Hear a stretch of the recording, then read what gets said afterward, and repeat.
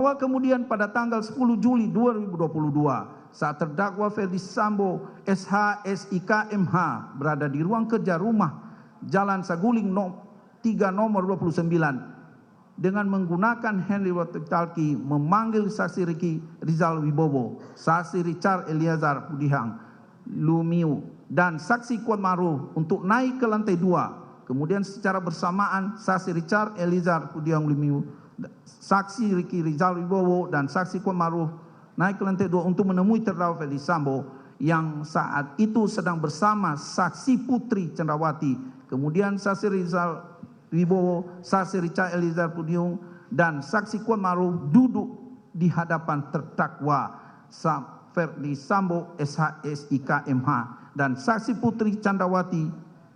Kemudian terdakwa Ferdi Sambo memberikan amplop warna putih yang berisikan mata uang asing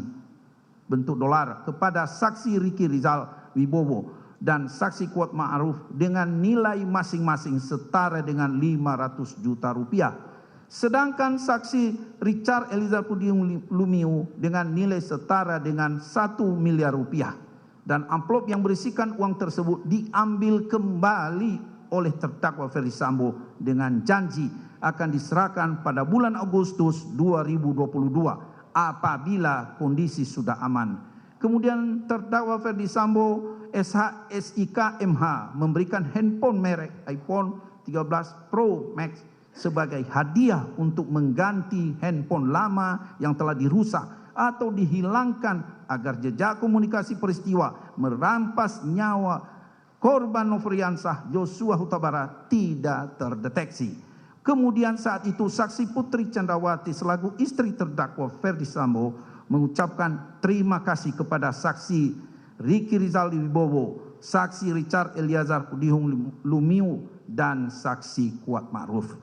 Saksi Ricky Rizal Wibowo, saksi Richard Eliezer